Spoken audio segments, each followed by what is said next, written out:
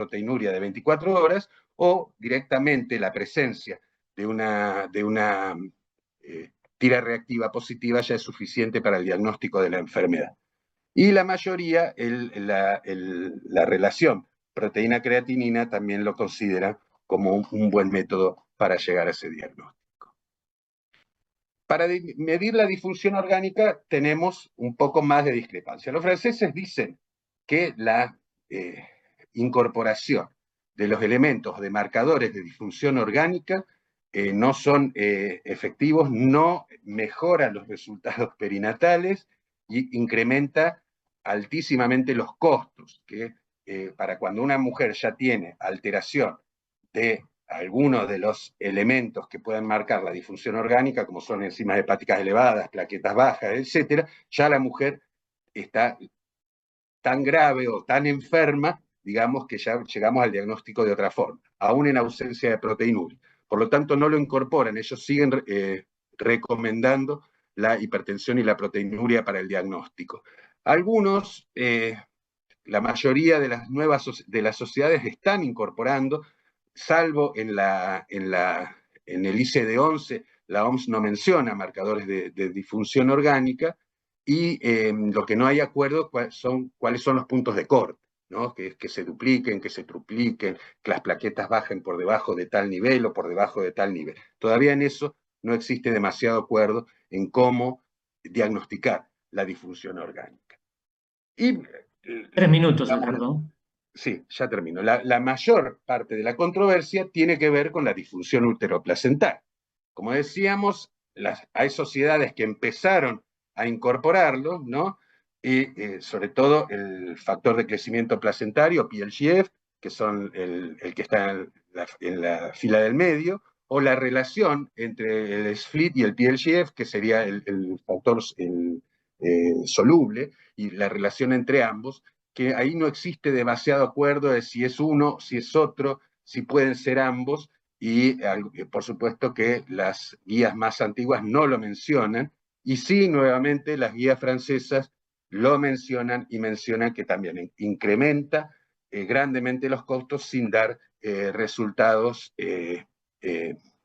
tanto maternos como perinatales, sin mejorar los resultados maternos perinatales, y por lo tanto no recomiendan su uso. Entonces, también lo que hicimos fue decir, bueno, estas son las recomendaciones de las guías. Bueno, ¿en qué evidencia están basadas las recomendaciones de las guías? Los tildes verdes son revisiones sistemáticas de estudios en mujeres embarazadas. Fíjense que la mayoría de las recomendaciones, tanto para presión arterial, proteinuria, biomarcadores, ultrasonido, están basadas en consensos, y muy pocas guías toman revisiones sistemáticas, y las que tienen el asterisco son las que tienen más de una revisión sistemática para una determinada recomendación, para, digamos, apoyar, digamos, la evidencia sobre la recomendación que están haciendo. Entonces, los principales hallazgos que encontramos son que hay un gran acuerdo entre la presión arterial y la proteinuria para el diagnóstico de la preeclampsia. Existen desacuerdos o acuerdos parciales en la disfunción orgánica y uteroplacentaria, y lo más importante, existe muy escasa evidencia apoyando estas recomendaciones. Por lo tanto, los nuevos enfoques deben centrarse en consolidar la evidencia de la eficacia diagnóstica de los métodos y las herramientas propuestas para el diagnóstico oportuno y adecuado de la enfermedad, y también evaluarse el impacto de introducción de nuevos métodos y herramientas, y no tenemos que tener en cuenta solo su precisión y eficacia diagnóstica, sino también otros aspectos como la rentabilidad, accesibilidad, la viabilidad y sobre todo la equidad. Muchas gracias por su atención. Bueno, muchas gracias, Edgardo. Debes estar transpirando de la velocidad que llevabas. Este, no, súper interesante para reflexionar, ¿no? Me parece, muy interesante. Bueno, les cuento que somos hoy en este momento 740 personas, de todos los lugares del país, de todas las provincias, así que súper agradecidos por la repercusión que estamos teniendo. No quiero sacar mucho tiempo porque está todo muy lindo, así que vamos a pasar a la segunda charla. La segunda charla es tratamiento antihipertensivo en el embarazo, cómo y hasta cuándo. Va a estar a cargo del doctor Walter Espeche, doctor en Ciencias Médicas de la Universidad Nacional de La Plata, profesor de Medicina Interna de la Facultad de Medicina de la Universidad Nacional de La Plata y jefe de unidad cardiometabólica del Hospital San Martín de La Plata. Walter, si podés compartir. Bueno, muchas gracias por la presentación, gracias por la invitación y sobre todo quiero felicitarlo porque estuve viendo un poco lo que comentabas y es totalmente federal porque más allá del número de participantes que hay de todo el país, así que la verdad que no es fácil. Nosotros en los webinars que organizamos muchas veces de la sociedad, no llegamos ni, te diría, con suerte a la mitad de los participantes. Así que la verdad, para mí siempre es un gusto y un honor estar con ustedes y desde ya mis felicitaciones. Y bueno, para ver el tema que uno se plantea sobre el tratamiento de la hipertensión y que me dio pie la charla anterior, porque vimos que describieron todas las guías que el acuerdo es la hipertensión, o sea, para la preeclampsia el acuerdo es el diagnóstico de hipertensión. Eh, pero la pregunta es si tratar la hipertensión disminuye el riesgo de preeclampsia. Y esto hace casi 10 años ya, la doctora Magui lo que hizo fue uno de los primeros estudios en base a ver si el tratamiento de la hipertensión con un control adecuado, digamos, con valores objetivos más estrictos contra menos estrictos, si ese tratamiento farmacológico iba a disminuir el riesgo del desarrollo de preeclampsia. Cuando uno mira este primer trabajo, que fue doble ciego, o lo que uno nota que no había reducción con un control de la presión arterial más exigente. Pero cuando uno mira, fíjense que las embarazadas incorporadas eran por definición hipertensas, pero de la semana 14 a la 33 en los motivos, en los inclusiones. O sea que estoy mezclando en ese primer trabajo hipertensión gestacional con hipertensión crónica. Y ahí uno se empieza a plantear si los resultados esos inicialmente y que no tienen una evidencia que tratar y controlar adecuadamente la presión arterial no tiene impacto sobre la preeclampsia, si estamos hablando de lo mismo, de hipertensión gestacional, es lo mismo de hipertensión crónica. Y como clasificación tradicional, todos sabemos que la hipertensión crónica es aquella que se desarrolla o se diagnostica antes de las 20 semanas e incluso antes de que la mujer se embarace. O sea, es una hipertensión que viene con la mujer y esa mujer se embaraza. Y ahí se me complicó. Cuando uno mira esto, decimos, che, parece la pantalla de crónica que dice, último momento, esto se me complicó. ¿Y por qué se me complicó? Porque dijimos que el diagnóstico de hipertensión es hacer el diagnóstico midiendo la presión. Y si uno mira estudios de nuestro país, esto hace algunos años ya lo hemos publicado, es la campaña Conoce y Controla, en donde las mediciones de la presión arterial en prácticamente todas las provincias de nuestro territorio, fíjense que se medía la presión arterial y a ver cuántas de esas, hombres y mujeres, en realidad tenían nivel de conocimiento de que eran hipertensas. Y fíjense que cuando hablamos de menores de 40 años, la mitad de los pacientes, y sobre todo estamos hablando de mujeres, que es la edad donde hay fertilidad, obviamente, y se desarrollan los embarazos, la mitad no lo sabía. O sea, tenían la presión alta y no se lo conocían. Si a esto le sumo que hace ya algunos años nosotros veníamos viendo en nuestro grupo de trabajo que había unas embarazadas hipertensas que por definición tradicional tenían hipertensión gestacional, porque hacíamos el diagnóstico de hipertensión entre las 20 y las 24 semanas de gestación. Esas embarazadas, una gran parte de ellas tenían hipertensión enmascarada. ¿Qué es hipertensión enmascarada? Son embarazadas que tienen la presión normal en el consultorio, pero fuera del consultorio están elevadas. Esto que nos dio un indicio a decir que estábamos teniendo un subregistro de realmente las hipertensas crónicas y las estábamos confundiendo con gestacional, y es de ahí que probablemente los estudios, cuando mezclan la hipertensión gestacional y la crónica, nos da algunas diferencias, es que desarrollamos este trabajo y que pudimos publicar hace un año más o menos, en donde una cohorte de pacientes embarazadas de alto riesgo, y nos quedamos con las normotensas por definición, o sea que tenían la presión en el consultorio normal, y que fueron evaluadas entre las semanas 11 y 14, que fueron reevaluadas como figura en este flujograma entre las 20 y las 24, y se definió con las definiciones tradicionales en normotensas, aquellas que continuaban después de las 20 semanas normotensas, e hipertensas, las que de esas 160 tenían la presión elevada en el consultorio, o sea que por definición tradicional estas 39 eran gestacional.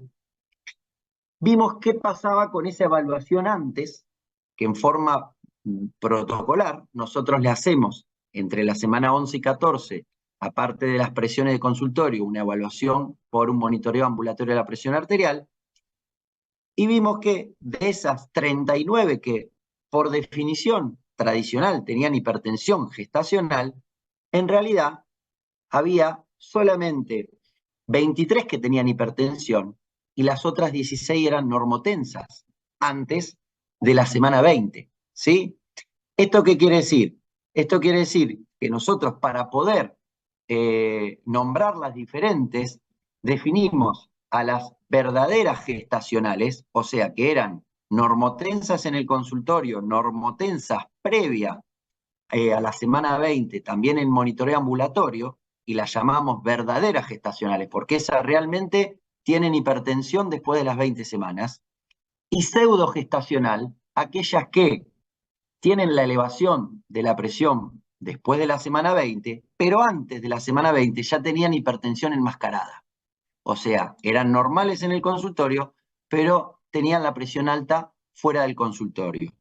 Cualquiera de ustedes preguntaría ahora si eso entonces trae una diferencia en el riesgo. Y fíjense que cuando vemos el riesgo relativo, o sea, comparado con aquella que tiene presión arterial normal, tanto fuera como dentro del consultorio, o sea, en el mapa o en el consultorio, fíjense que la hipertensión gestacional verdadera no implica un mayor riesgo. En cambio, la pseudogestacional, que es aquella, volvemos a decir, que es hipertensa enmascarada crónica, o sea, antes de las 20 semanas tenía hipertensión en el mapa y normal en el consultorio, fíjense cómo tiene un riesgo de 4 veces más de desarrollar preeclampsia al finalizar el embarazo. Realmente esto uno se plantea que estamos en problema porque tenemos un nivel de conocimiento bajo de la hipertensión fuera del embarazo en pacientes jóvenes. Por lo tanto, esa embarazada ya parto de la base que previo a embarazarse no tenemos nivel de conocimiento. Que cuando la mujer se embaraza, todos sabemos que en la primera mitad del embarazo la presión arterial sufre un descenso fisiológico y que tenemos una alta prevalencia de hipertensión enmascarada. Ahora, la pregunta es que uno diría, bueno, entonces vos nos venís a hablar que hay mapa para todas las embarazadas. Y la verdad que eso no es el posible. uso del Eso, calcio en pacientes eso hipertensos. no es posible, eso no es, perdón, pero se escucha a alguien o varios ¿Pueden si se cerrar los puede, micrófonos, por favor? sí, gracias. Entonces, si uno se plantea de realizar mapa a toda mujer embarazada, la realidad que no está disponible para todas las embarazadas. No debiéramos realizar mediciones de la presión arterial fuera del consultorio a todas las embarazadas. No, la verdad que no. Yo todos los trabajos que les estoy mostrando de que hemos publicado son embarazadas de alto riesgo, o sea, son embarazadas que por alguna condición están siendo evaluadas en forma diferente a una embarazada normal, que son aquellas que tienen o tienen diabetes, o tienen obesidad, o tienen la presión alta en el consultorio, o tienen una enfermedad reumática como es el lupus, síndrome antifosfolipídico, tiene una enfermedad renal crónica. Pero dicho de esto en cuanto a quién poder hacer o debiéramos pedirle la evaluación fuera del consultorio, nosotros lo que intentamos hacer a ver si podíamos ver en base a las mediciones de la presión arterial en el consultorio y divididas en cuartilos, como se ve en esta parte de la tabla, ¿sí? Estas son las presiones sistólicas y diastólicas del consultorio, y ver en cada uno de estos cuartilos cuál es el cuartilo en donde se despega y empieza a haber más riesgo de desarrollar preeclampsia y en el cual el monitoreo ambulatorio debería ser necesario. Y fíjense que en la separación del segundo con el tercer cuartilo es donde realmente hay un incremento significativo de esas presiones de consultorio, en la cual va a haber un aumento del incremento del riesgo de desarrollar preeclampsia y en la cual deberíamos sacar las mediciones fuera del consultorio. Esto es así que las recomendaciones, digamos, en embarazadas de alto riesgo en la primera mitad, uno debería medir la presión de consultorio con valores mayores o igual a 125/75. ¿Eso para qué? Para identificar aquellas pacientes con hipertensión crónica que está enmascarada. Y por lo que dijimos anteriormente, que ese descenso de la presión arterial en la primera mitad no lo detecte. Esto en las últimas guías de hipertensión arterial, las guías europeas, en base a estos trabajos que nosotros pudimos presentar y publicar, proponen el año pasado que con esos puntos de corte debiésemos a aquellas embarazadas que tienen, digamos, menos o sea, en la primera mitad del embarazo, incluso previo a embarazarse, es fundamental descartar la hipertensión enmascarada en aquella, sobre todo, que tiene valores de presión arterial por encima de 125/75. Bueno, para ir un poco metiéndonos más en el tema de tratamiento, entonces tengo que tratar a toda la hipertensión crónica y la pregunta es ¿con qué objetivo de presión arterial y con qué fármaco? Y ahí cuando uno se plantea qué objetivo, posterior al estudio del 2015, que tenía algunos sesgos en la selección, el estudio de Tita demostró, en realidad, y ya a partir de ahí no hay discusiones en que el objetivo terapéutico y en cuando yo tengo que empezar a tratar una embarazada que tiene hipertensión crónica, es con punto de corte de 140/90. ¿Qué? Porque hizo este estudio, ¿sí? En aquellas embarazadas con hipertensión que tenían diagnóstico antes de la semana 23, fíjense que ya en el 2022 no ponen menos de 20, sino que ponen 23. ¿Y eso por qué? Porque es probable que haya muchas diagnosticadas en las 23 semanas y que eran un poco lo que les comentaba anteriormente, que tenían hipertensión enmascarada previa.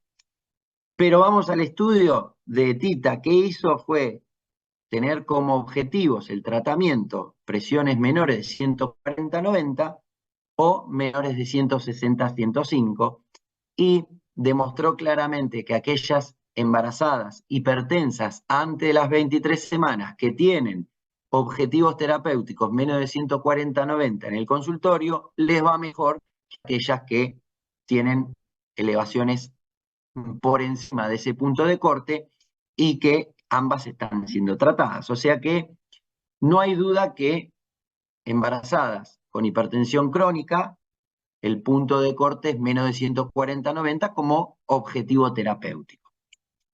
En cuanto a las drogas, no existen ensayos clínicos controlados, randomizados, doble ciego, grandes que puedan explicar y que puedan demostrar que hay un fármaco mejor que el otro.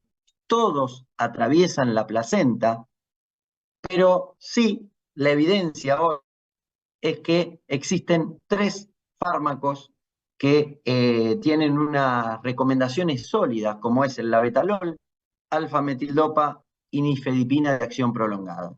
Eso no hay discusión en ninguna guía de que son las 3 drogas de primera línea y que no hay estudios cabeza a cabeza, o sea, comparados uno con otro para ver cuál es mejor, cuál es más eficaz, cuáles de ellos tienen más efectos adversos y cuáles, por lo tanto, tenemos que indicar uno u otro.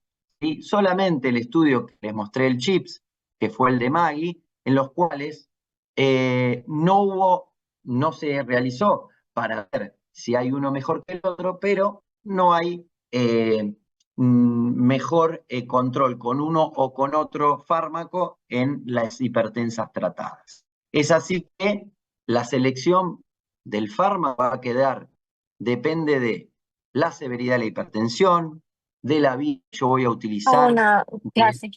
Sí. de tratamiento, de las comorbilidades que tenga mi paciente y sobre todo de la disponibilidad que yo tenga en mi medio de desarrollo de la práctica clínica y de la experiencia. ¿Por qué? Porque es habitual, por ejemplo, nosotros en el hospital y en gran parte del país, la nifedipina de acción prolongada no la tenemos disponible. Entonces es probable que nosotros, en el caso nuestro, en nuestro hospital, utilicemos como primera droga la betalol y alfa-metildopa. Y nosotros, y acá una de las pioneras que siempre estuvimos hablando, que es la doctora Boto, en la cual decíamos, ¿por qué no amlodipina? Si nosotros la amlodipina la tenemos disponible, es accesible, es barata, ¿por qué no? Bueno, siempre la contra que teníamos cuando nosotros hablábamos de la amlodipina era que todos nos salían que no había evidencia. Gracias a este metaanálisis y revisión del 2022, ya eso no, si bien nosotros decíamos hace un montón que utilizábamos, bueno, la doctora Boto utilizaba amlodipina mucho antes que yo, no porque tenga más años, ¿no? Sino porque tiene más experiencia. Utilizábamos la amlodipina, nosotros también, y bueno, este metaanálisis nos permitió, a partir del 2022,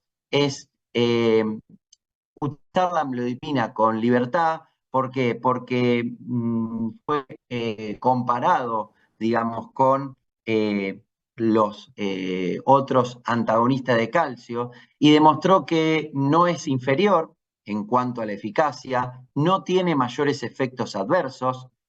Por lo tanto, hoy, como primera línea, entra en lugar en aquellos que no tenemos el bloqueante cálcico de liberación retardada, que es la nifedipina, la amlodipina sin tener ninguna resquemor en utilizarlo. Dicho esto, a mí que me gustaba... 2 minutos, Walter.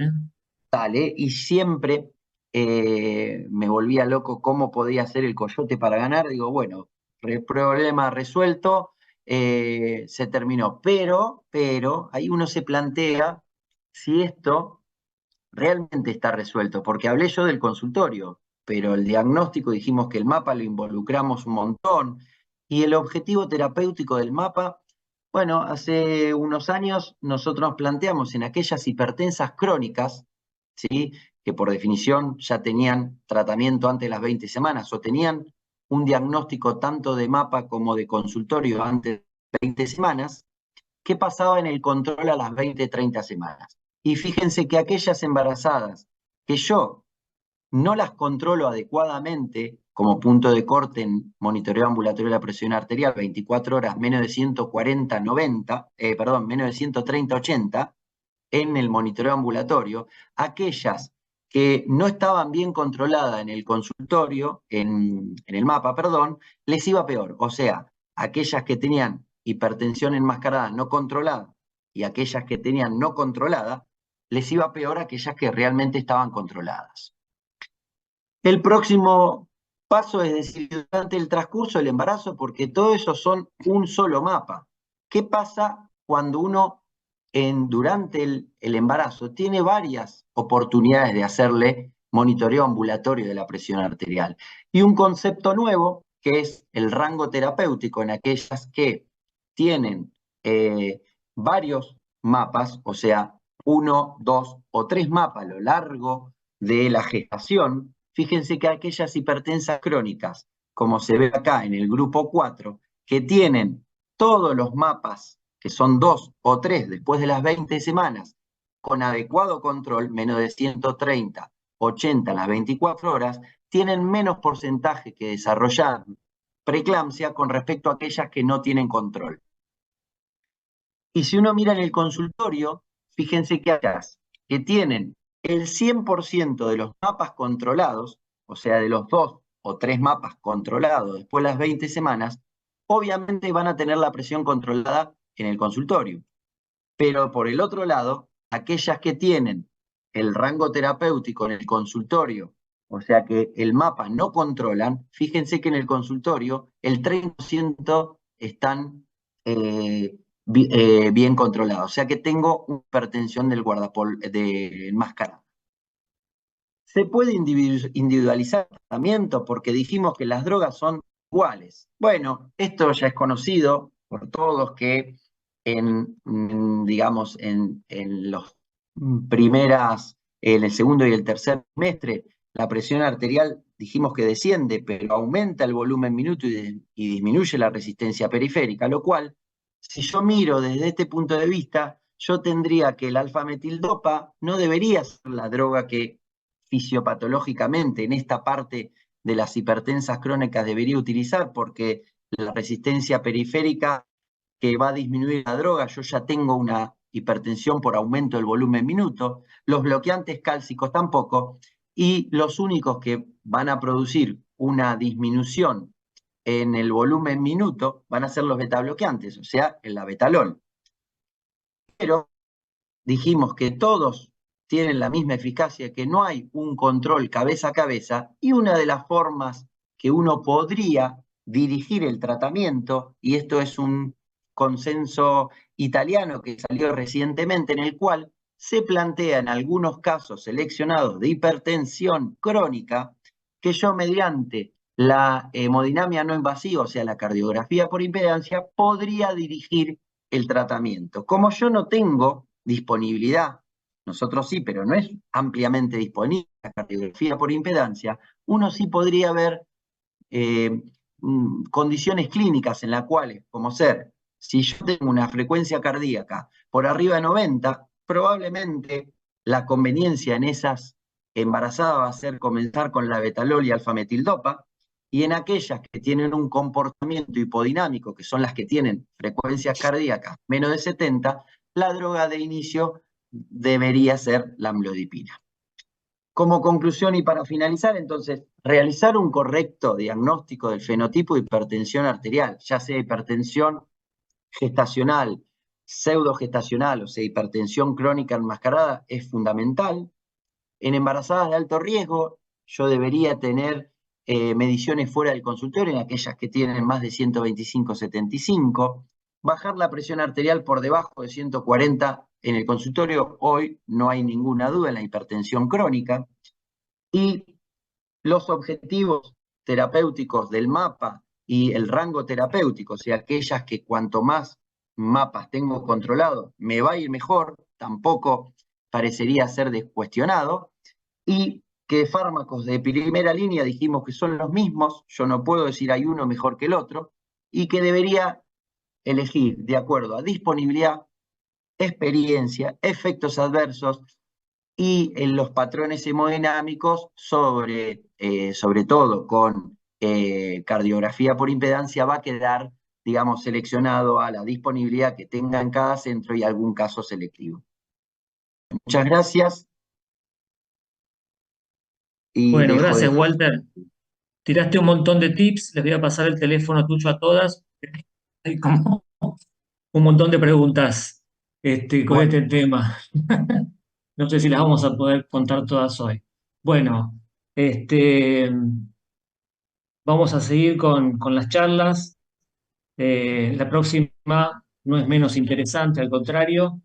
Sulfato de magnesio en preeclampsia y eclampsia. ¿Hay regímenes de administración alternativos basados en la evidencia? Va a estar a cargo de la doctora Virginia Díaz, que es médica especialista en ginecología y obstetricia formada en ECA y la Maternidad Martín de Rosario, donde trabaja. Es co-vicedirectora del CREP, del Centro Rosarino de Estudios Perinatales de Rosario, Argentina.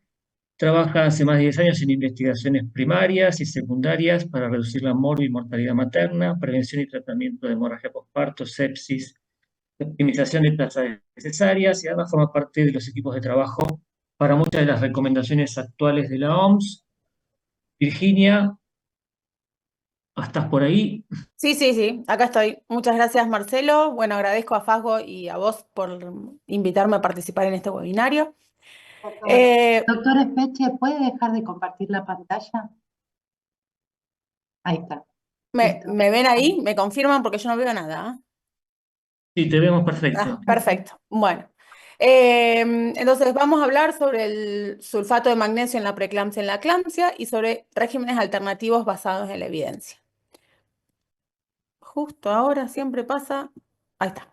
Bueno, como decía el doctor Marcelo, yo soy Virginia Díaz, soy médica tocoginecóloga formada en Rosario, en la Universidad Nacional de Rosario. Soy parte del staff del Hospital de Emergencias Clemente Álvarez.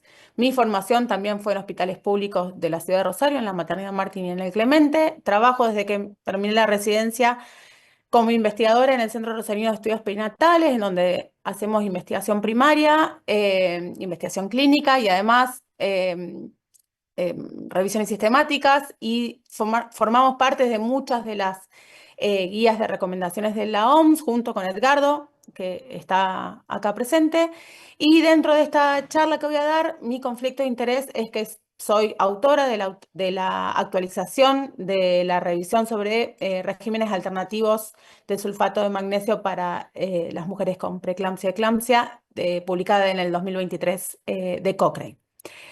Dentro de la agenda de la charla, lo que voy a dar es una introducción sobre el sulfato de magnesio, sobre cuáles son las recomendaciones actuales de uso, qué factores afectan el uso y la implementación del uso del sulfato de magnesio. Vamos a hablar sobre la farmacocinética del sulfato, de regímenes alternativos y de implicancias para la investigación, y voy a tratar de dar un mensaje final para llevar a casa. Bueno, como se vino diciendo en todas las charlas y como dijo la doctora Boto al principio también, la preeclampsia y la eclampsia son complicaciones graves del embarazo con una alta mortalidad materna y perinatal. Está dentro de del top 3 de causas de muerte materna, sobre todo en países pobres. Y dentro de estas causas de muerte materna, entre el 10 y el 25% son por preeclampsia y eclampsia. El sulfato de magnesio es el anticonvulsivante de elección para la prevención y el tratamiento de la eclampsia. Esto arranca en 1925, donde se introdujo el sulfato de magnesio como parte del tratamiento de la eclampsia, que finalmente se confirma en los 90 con el estudio McPie, y el estudio que demostró que el sulfato de magnesio reduce a la mitad el riesgo de eclampsia en mujeres con preeclampsia y la recurrencia de convulsiones eclámpticas en mujeres con eclampsia. Y posteriormente a esto, en varias revisiones Cochrane, se confirmó esta utilidad del sulfato de magnesio.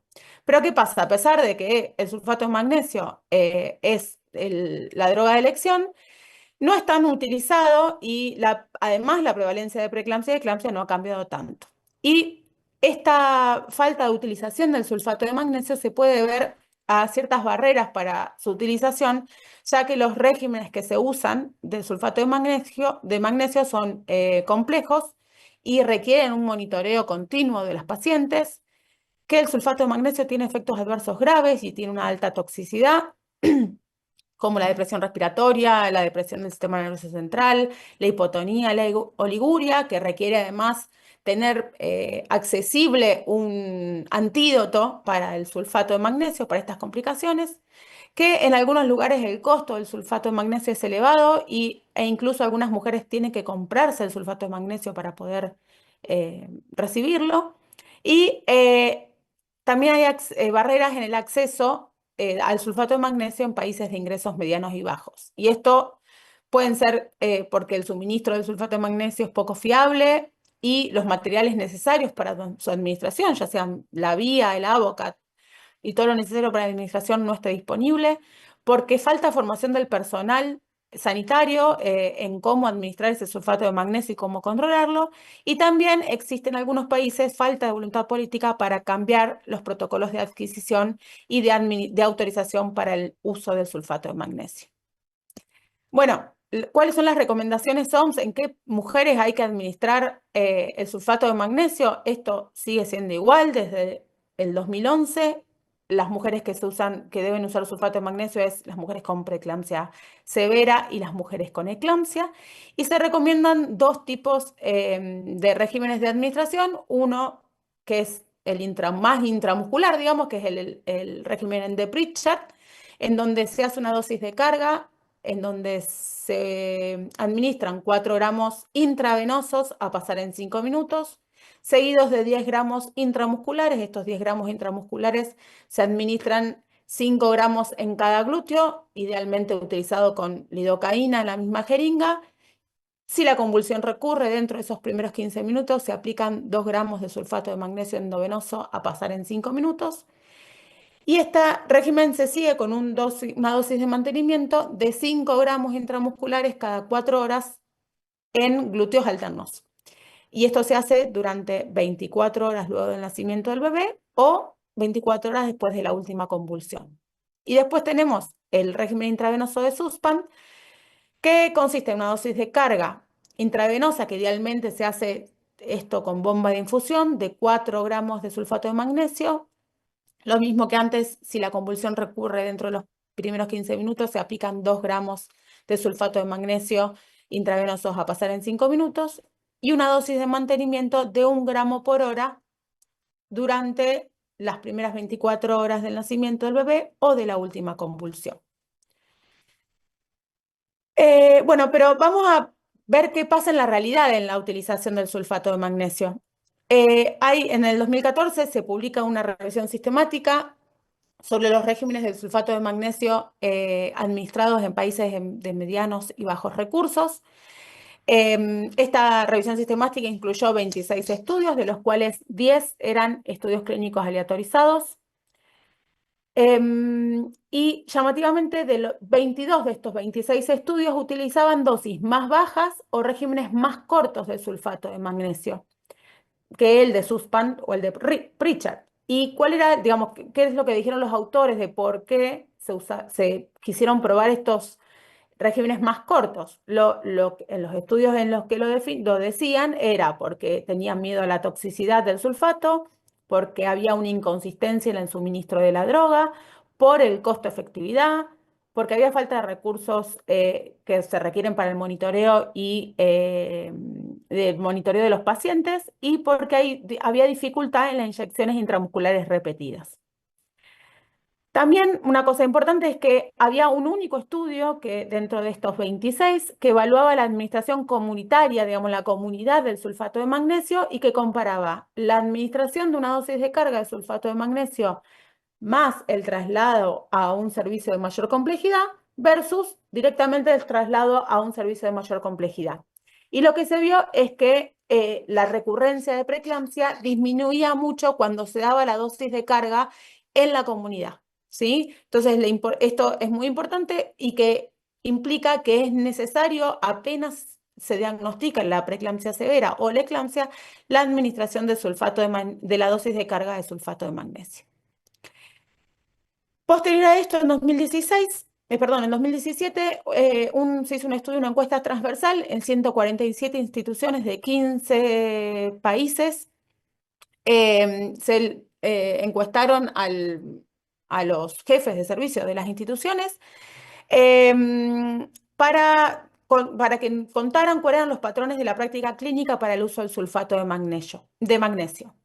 Y esta revisión sistemática, esta encuesta, lo que concluyó es que a pesar de que las instituciones disponían de un protocolo para el uso del sulfato de magnesio para la prevención y el tratamiento de la eclampsia, los regímenes de uso variaban ampliamente y eran en gran medida incoherentes con las recomendaciones actuales.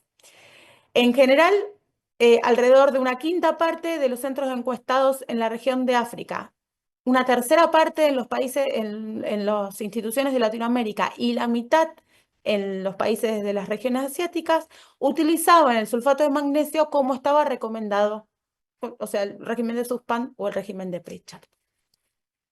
Y también, posterior a este estudio, en 2022 se publica esta síntesis de la evidencia cualitativa de factores que afectan la implementación en el uso del sulfato de magnesio.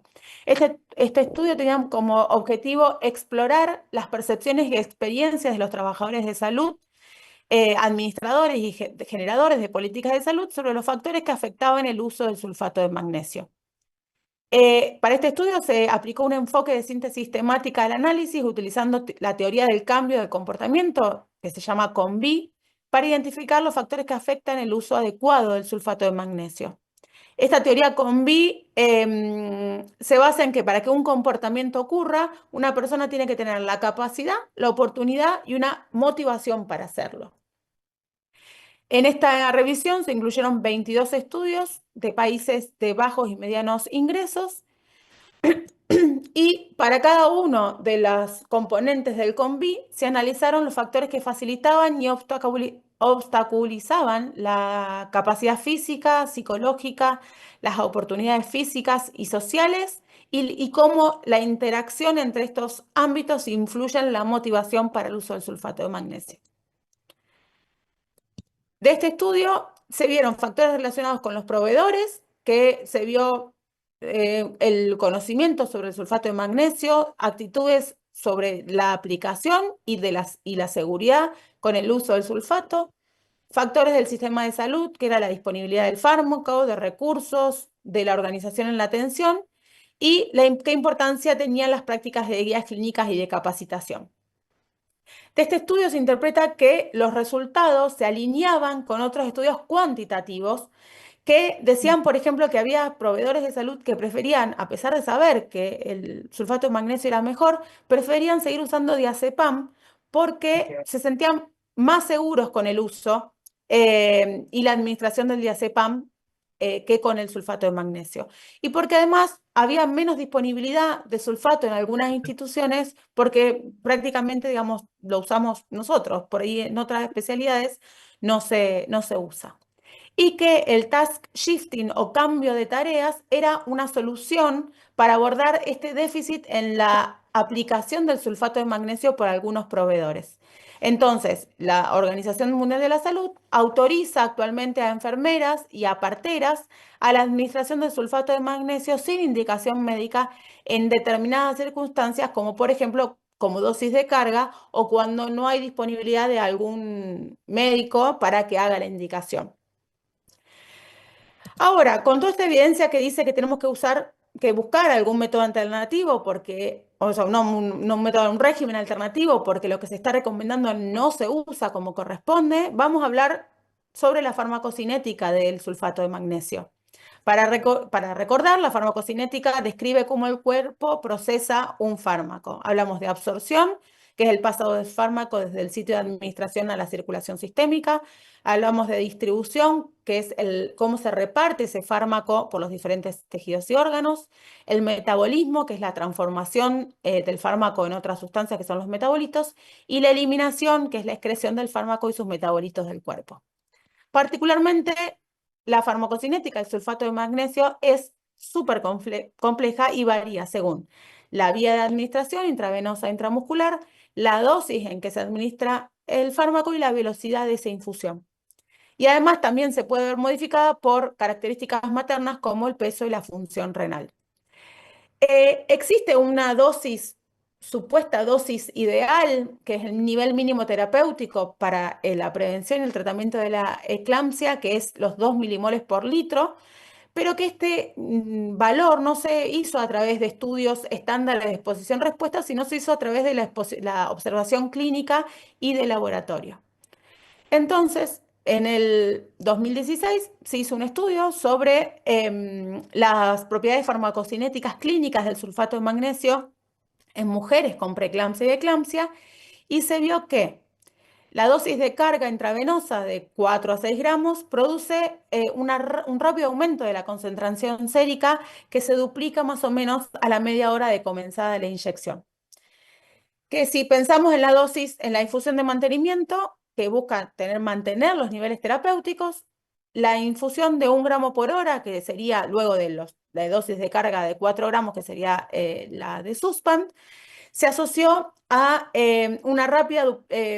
a un mantenimiento de las concentraciones entre 1 y 2 milimoles durante todo el periodo de administración, que es por debajo de ese supuesto nivel terapéutico.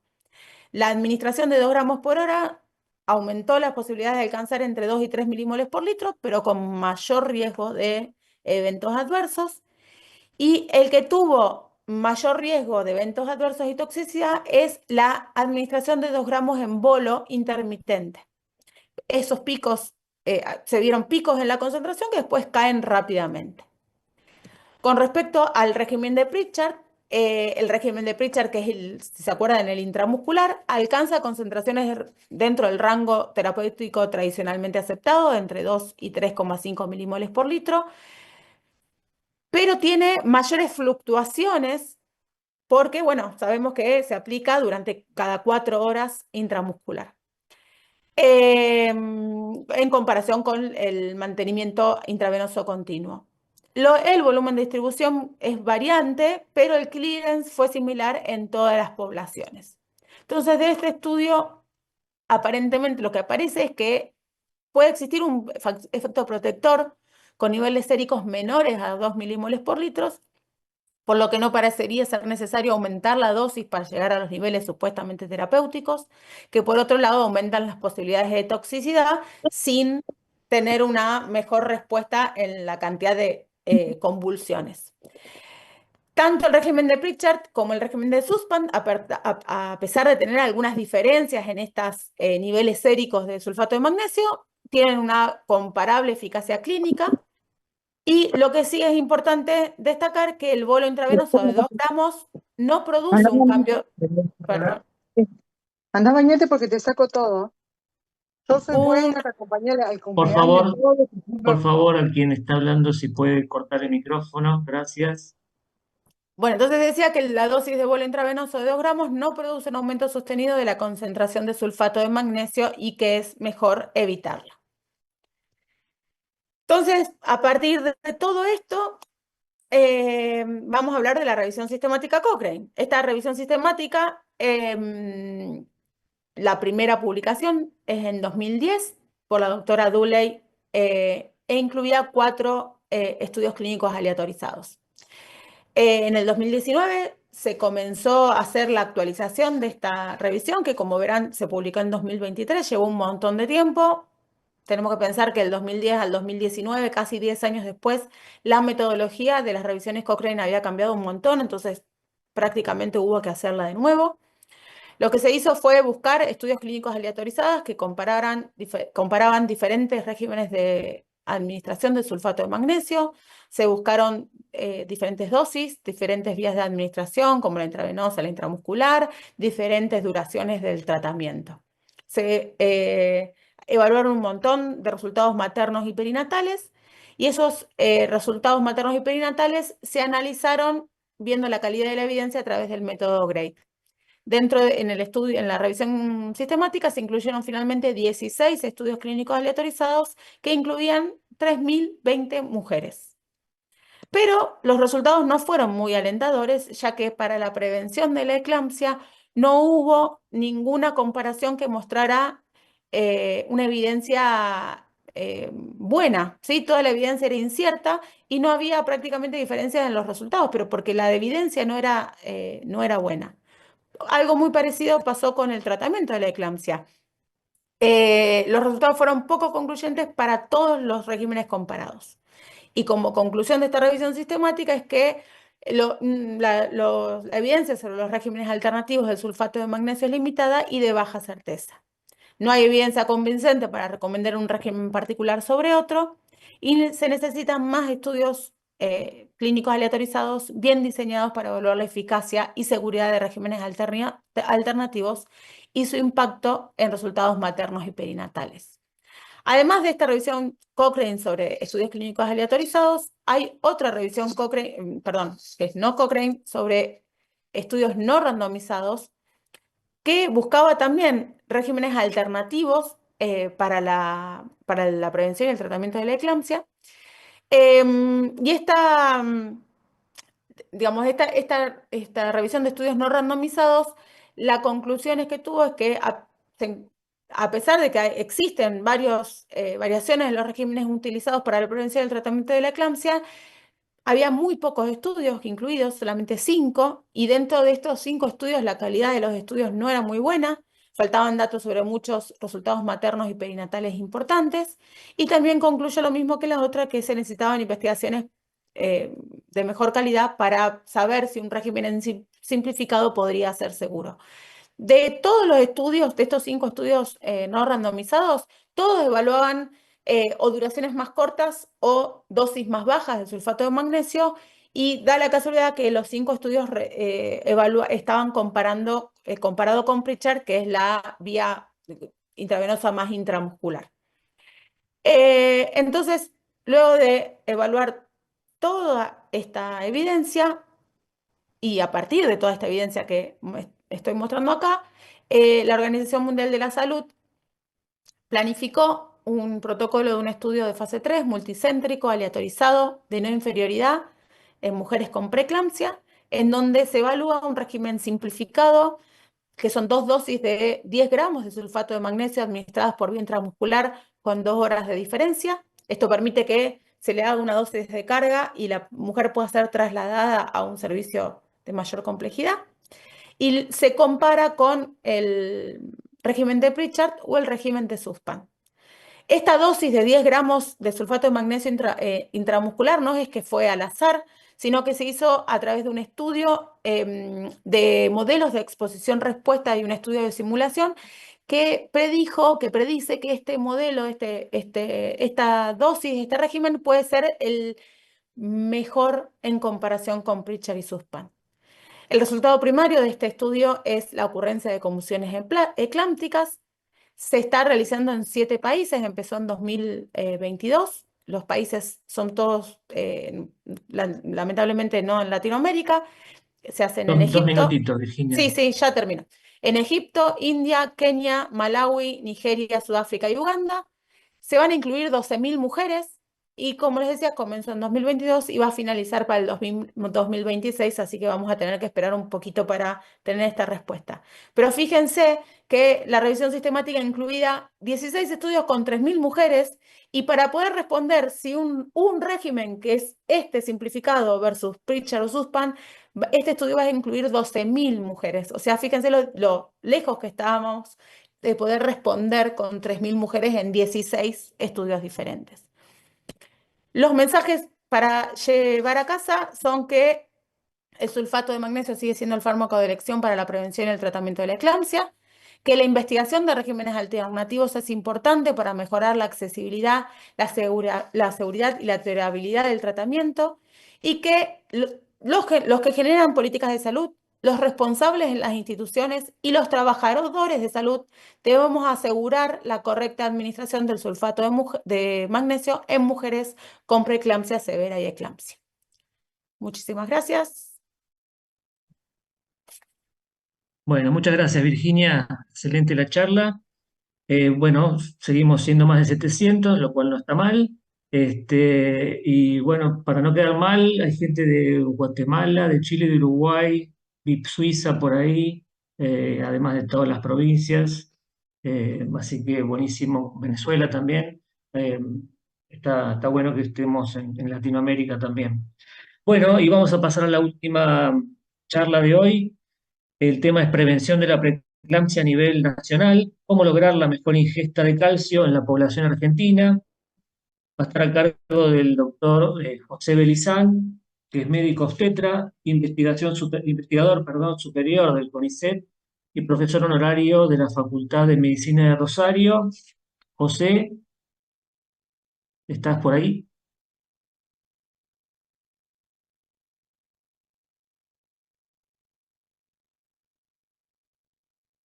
No lo veo, pero debe estar.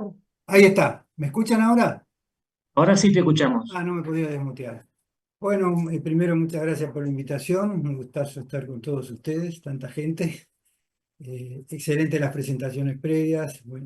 Bueno, nos da orgullo ser argentinos y ver que tenemos estos investigadores y trabajadores tan buenos. Entonces, el tema que me adjudicaron, ¿cómo paso? Ponerlo en forma presentación, porque no está en forma de presentación. Está en forma de presentación, a ver. Ahí está. Y el tema que me adjudicaron es prevención de la preeclampsia a nivel nacional, cómo lograr la mejor ingesta de calcio en la población argentina. Bueno, lo que sabemos es que las muertes maternas en el mundo han disminuido, pero a expensas fundamentalmente de la mortalidad por hemorragia, ¿no? Hay un método preventivo para la hemorragia que todos ustedes conocen y espero que utilicen, es manejo activo del tercer estadio, y prácticamente la mortalidad por preeclampsia no ha disminuido. Y inclusive en este momento, como decía Ábalos, la mortalidad por preeclampsia es mayor que la mortalidad por hemorragias. Así que estamos ante un problema que no ha mejorado en el mundo.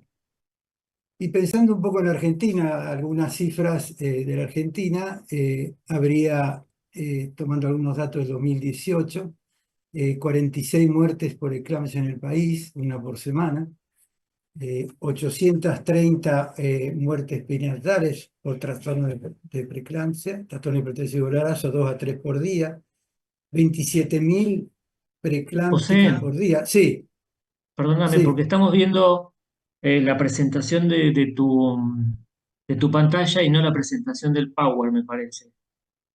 A ver, sí. ¿Cómo hacemos? Sí, ponerlo en forma de presentación. No sé cómo Tiene está que en tu- dejar de compartir, tiene que dejar de compartir Marcelo, bueno, ¿la podrás pasar vos, y Marcelo? volver a Espérate. compartir desde el PowerPoint.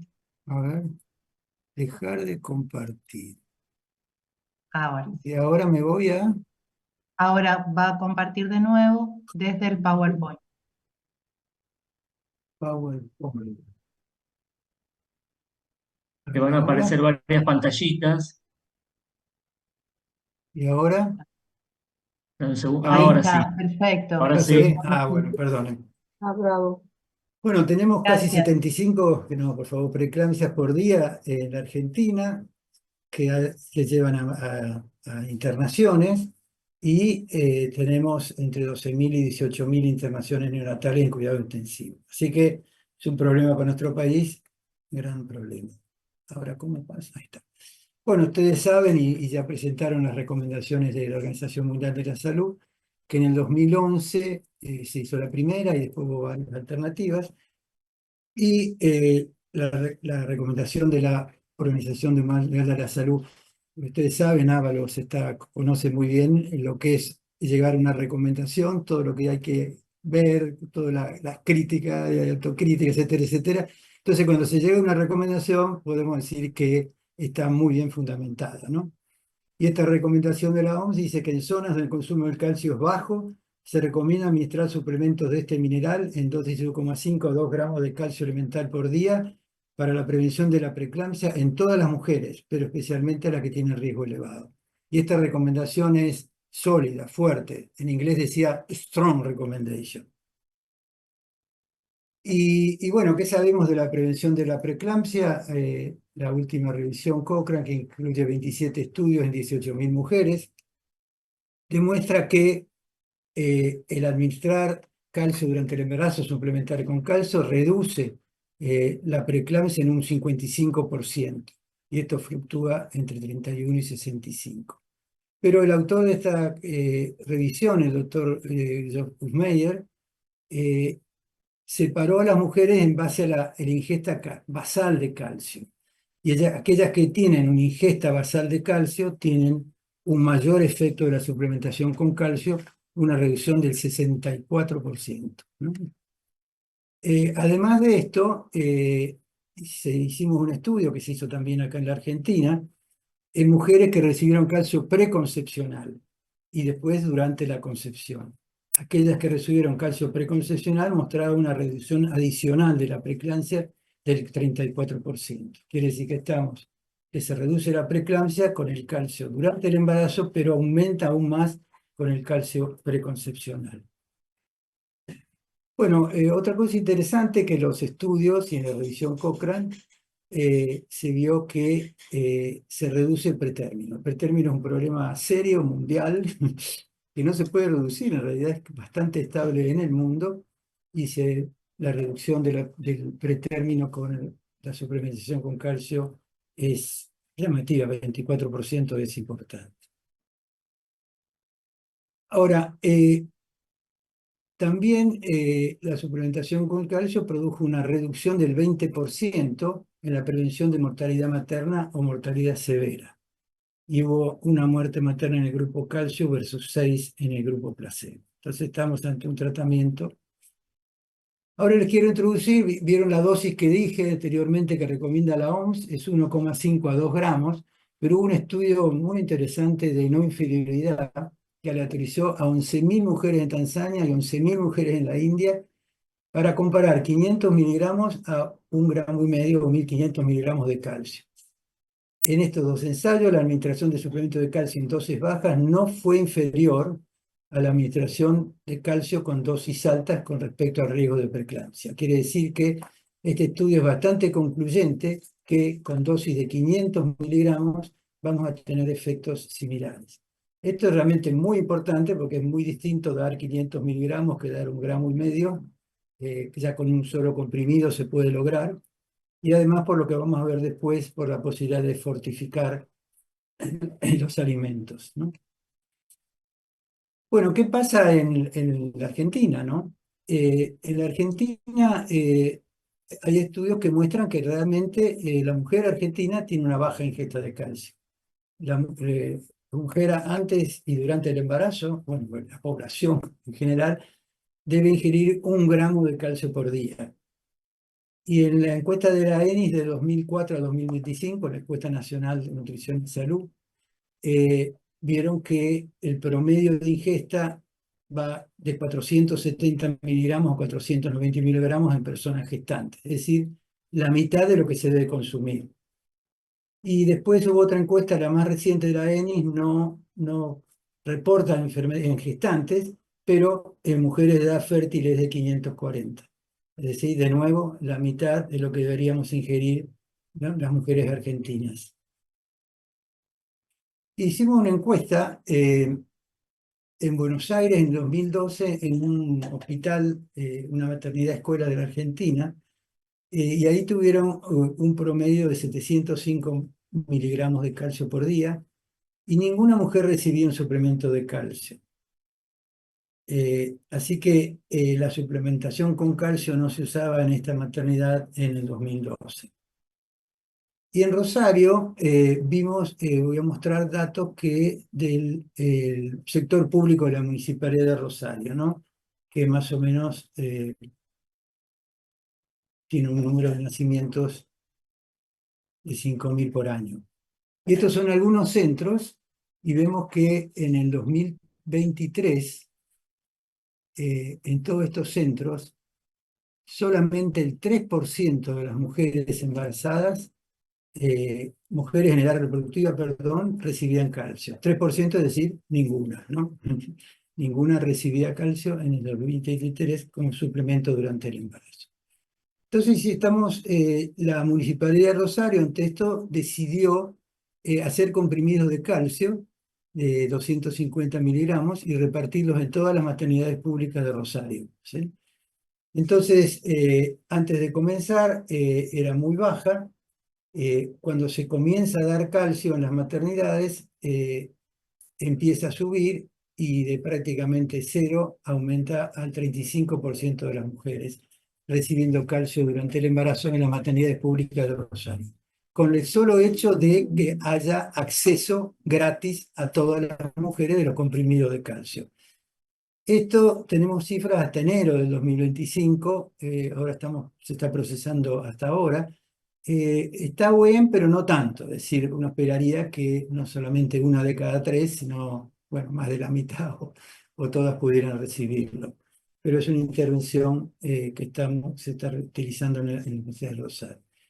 ¿Y qué pasa en el mundo? En el mundo hay enorme inequidad en la disponibilidad de calcio, ¿no? Esto que dicen las Américas, esto es Estados Unidos y Canadá, pero en el resto de América es muy baja, por debajo de los 600 miligramos de calcio, ¿no? Y hay 3.500 millones de personas que están a riesgo de una dieta baja de calcio en el mundo, la mayoría ubicados en países de bajos y medianos ingresos, ¿sí? 3 billones americanos, 3.500 millones para el nuestro, y están a riesgo, pero no hay disponibilidad. Es decir, si uno quisiera que estas poblaciones aumentaran la ingesta de calcio por determinados medios, digamos, presentes en los países, no podrían porque no hay disponibilidad de calcio en la alimentación de esos países. Y entonces la última recomendación de la OMS sobre suplementación de calcio dice lo siguiente: el asesoramiento dietético de todas las mujeres que se plantean en embarazo debe promover una ingesta adecuada, perdón, no sé qué pasó, una ingesta adecuada de calcio a través de alimentos ricos localmente. Y dice que los productos lácteos no forman parte de todas las dietas habituales o no están disponibles en determinadas poblaciones. Para Argentina podemos decir, los productos lácteos no forman parte de todas las dietas habituales. Todos ustedes que tienen experiencia en atender mujeres embarazadas y ver la ingesta de calcio que ellas tienen, ¿no? Y entonces la OMS recomienda que la fortificación de alimentos básicos con calcio puede ser una importante intervención en salud pública, ¿no? Entonces estamos un poco en eso y pensamos que un enfoque poblacional para mejorar la ingesta de calcio es promisorio para terminar con las actuales disparidades sanitarias en todo el mundo. Una buena ingesta de calcio aporta beneficios para la salud de todos los grupos de edad. La suplementación con calcio reduce el riesgo de hipertensión arterial de los niños nacidos de madre que recibieron suplementos durante el embarazo. No sé si conocen estos estudios nuestros que mostramos el seguimiento de niños en mujeres que habían sido suplementadas, y estos niños tenían menos riesgo de hipertensión arterial que los niños de madres que no fueron suplementadas. Reduce el riesgo de los niveles de colesterol, reduce el riesgo de adenomas colorectales, mejora la salud ósea y disminuye el riesgo de cálculos renales. Contra lo que se pensaba que al ingerir más calcio había más cálculos renales, es a la inversa. Cuanto más calcio consume, menos cálculos renales, debido a que el aumento de la ingesta de calcio precipita el calcio, por los quelantes del calcio, en el intestino, menos absorción, menos calcio en el riñón. Bueno, algunos pensaron en una polipíldora que tenga hierro, ácido fólico y macronutrientes, que ustedes conocerán la polémica que hay entre dar hierro y calcio juntos y se dice despaciarlo. Pero bueno, ahora vamos a comenzar un estudio de ver esto, porque todos los estudios de seguimiento a largo plazo que dieron hierro y calcio juntos no muestran más incidencia de anemia en mujeres y en adultos. Así que por ahora esa es una polémica, pero está latente. Bueno, ¿qué hicimos entonces? Dijimos, bueno, ¿qué pasaría si fortificamos con agua y harinas, ¿no? Entonces esto es una simulación basada en dietas que tenemos, y acá vemos la de Argentina, lo importante es, si le diéramos a todas las mujeres, de estos países, más de 500 miligramos por día, lo que se dice que es una dieta alta y que debería evitarse de 2.500 miligramos por día. Y en la Argentina ninguna mujer que fuera fortificada con 500 miligramos de calcio sobrepasaría esos 2.500 miligramos, ¿no? Y conclusión, la fortificación con calcio dice segura y mejoraría la ingesta de calcio, y en algunos países de bajo o mediano ingreso sería más apropiado un nivel de fortificación más alto. Bueno, estuvimos estudiando la posibilidad de fortificar el agua, ¿no? Eh, eh, entonces, una cosa que hicimos es decir, ¿qué pasaría si se fortifica el agua relacionado con la percepción de que el agua está, digamos, fortificada con algo, el agua es distinta? Y se hizo un estudio bastante numeroso en mujeres en la localidad de 9 de Julio, en la Argentina, y lo que se vio es que cuando es agua en botella, que se usa calcio gluconato, recién por encima de 521 miligramos de calcio, las personas, que en este caso eran mujeres, comienzan a percibir un gusto diferente. Quiere decir que por debajo de 500 miligramos no se percibiría un gusto diferente con el agua fortificada con calcio.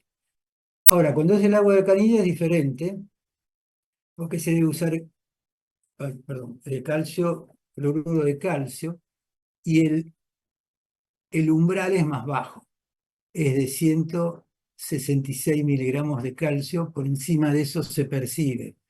Pero las regulaciones que hay, la cantidad de calcio, la concentración de calcio en el agua de canilla es de 120 miligramos. Quiere decir que podríamos llegar al máximo de lo que se regula para, digamos, en el agua el chorro.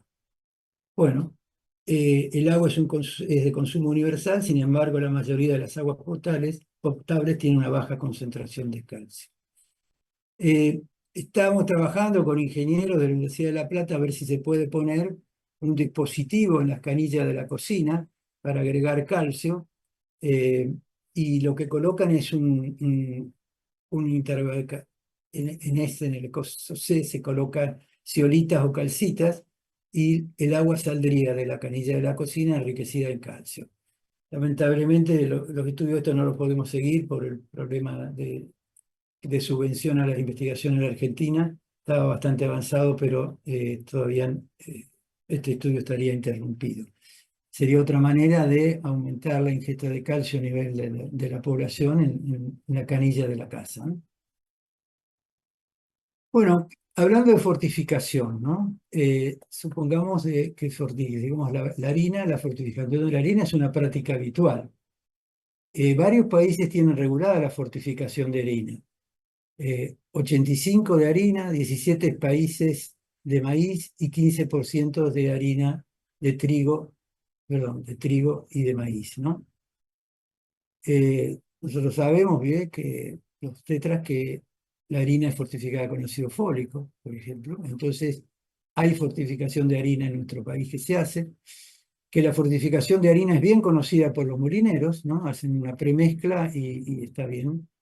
Y existen equipos instalados para fortificar, donde hay fortificación mandatoria. Quiere decir que estaríamos proponiendo una cuestión que es ya bastante familiar para los molineros, el hecho de fortificar la harina de trigo, en el caso nuestro harina de trigo, ¿no? Que es la más consumida. Y el único país que tiene en el mundo fortificación con calcio de la harina es el Reino Unido. Y comenzaron en el año 1943 en la guerra, y fortifican con 150 miligramos de calcio por 100 miligramos de harina, ¿no? Entonces hicieron una consulta reciente para ver qué hacían, si seguían con la fortificación o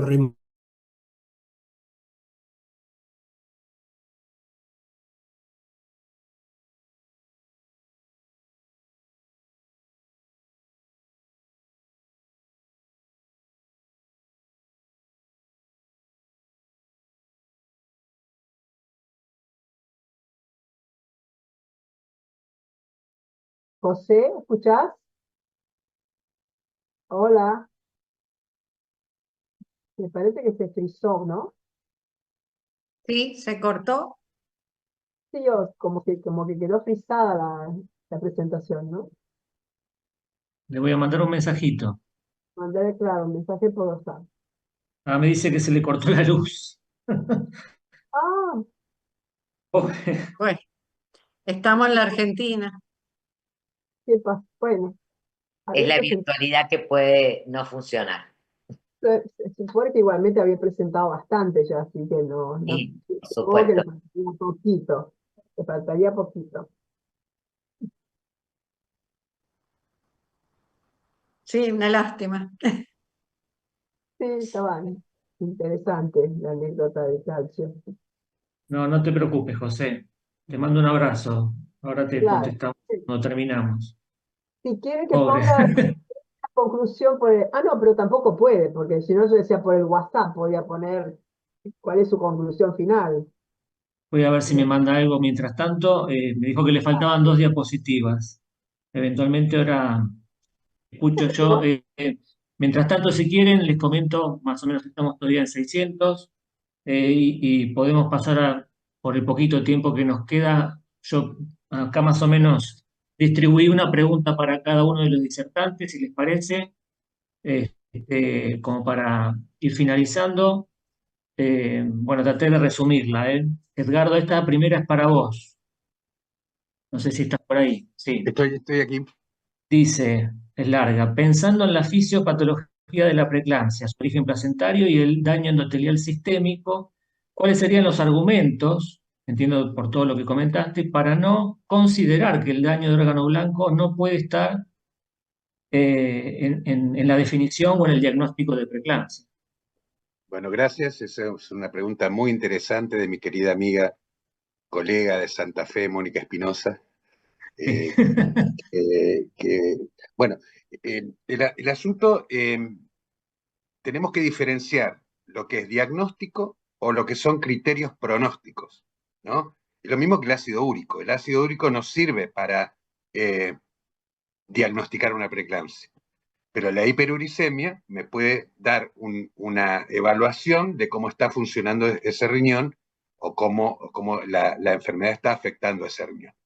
Entonces, también hubo una pregunta por ahí que hablaba sobre la predicción y los factores de crecimiento placentario y el Doppler de las arterias uterinas en el primer trimestre. Eso es otra cosa también, es en la utilización de marcadores o de elementos para otro fin.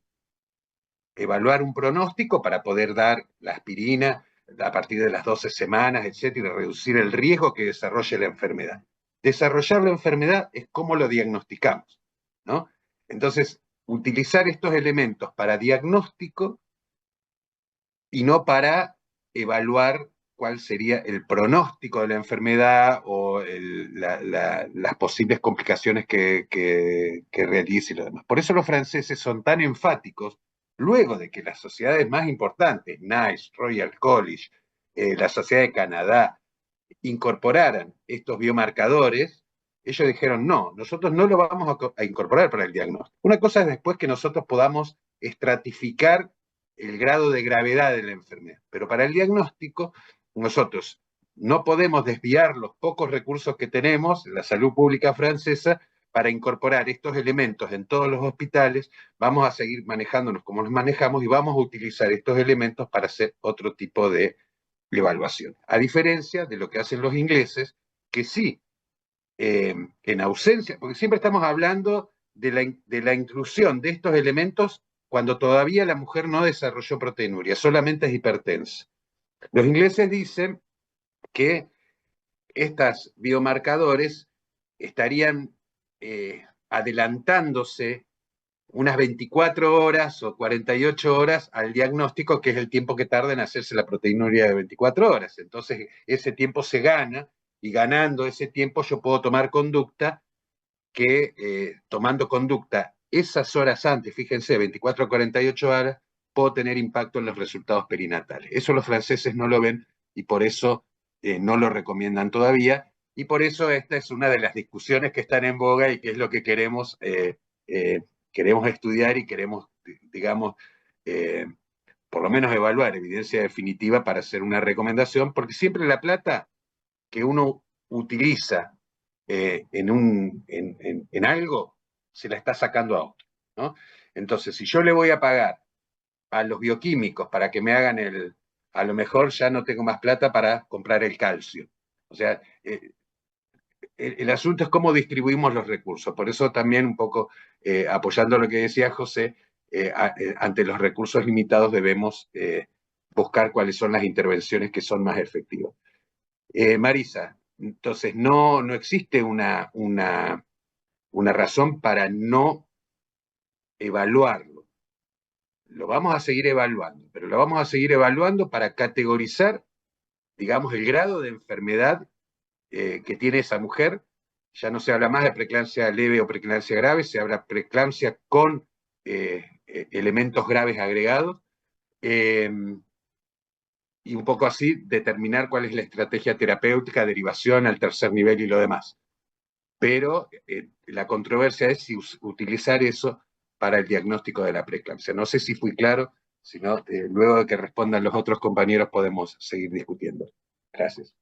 Si me permitís agregarles algo, porque está muy bien lo que decís, Edgardo, pero hay algo que está clarísimo y está quedando clarísimo en el mundo. Cuando uno habla del score para diagnóstico de preeclampsia, realmente es perder el tiempo.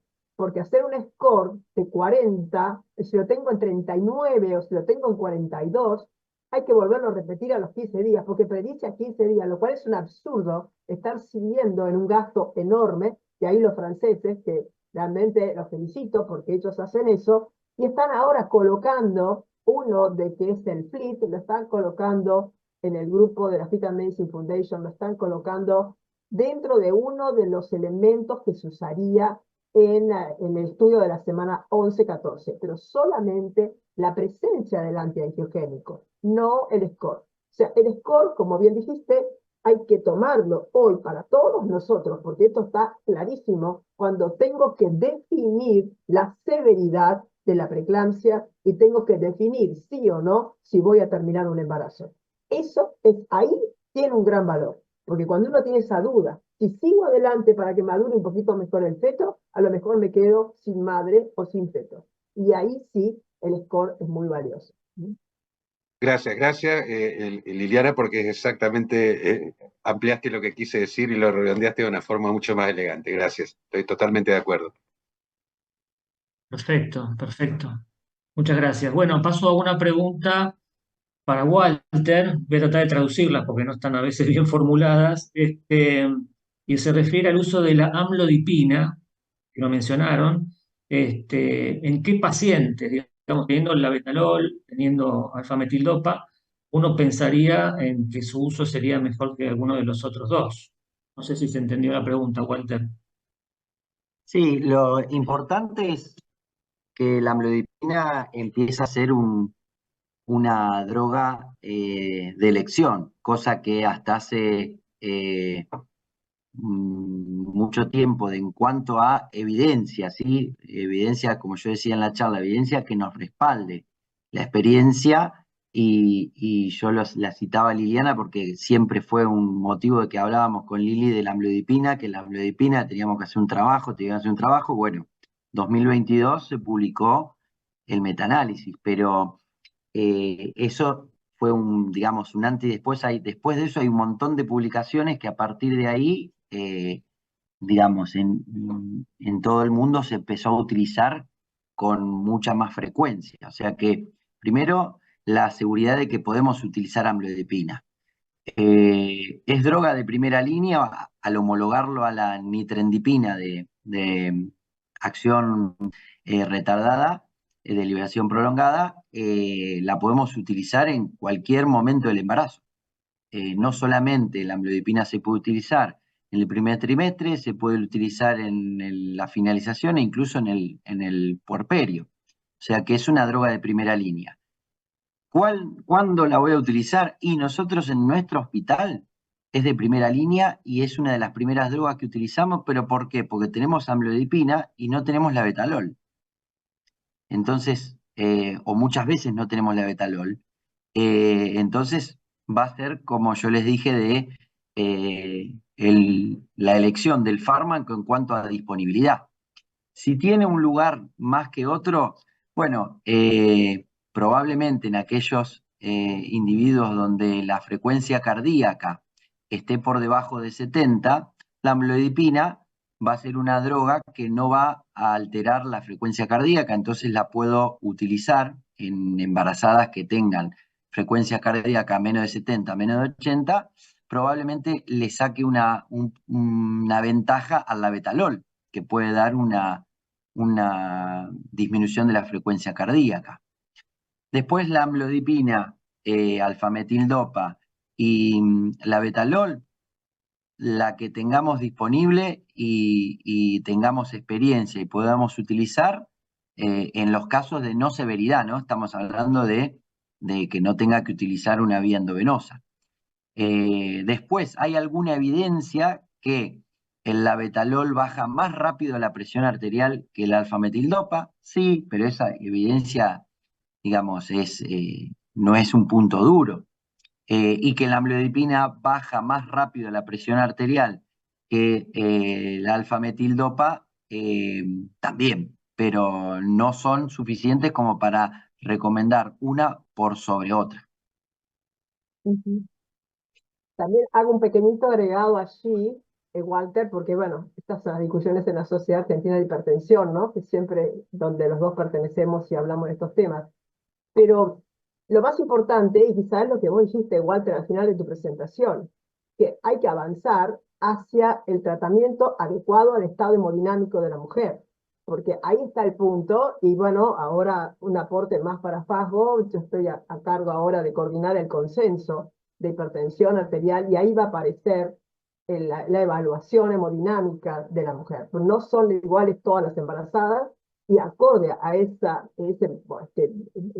hemodinamia es la indicación de qué medicación es la que hay que usar en primera instancia y cuál seguramente no hay que usar nunca. O sea que estamos en la evolución, ¿no? Para la indicación de las drogas aprobadas. Desde ya que la amlodipina es absolutamente inocua y dentro de poco sí mi grupo va a publicar los efectos, o sea, las consecuencias de los chicos, o sea, de los recién nacidos, etcétera, para demostrar que es una droga inocua y puede ser utilizada con tranquilidad durante el embarazo.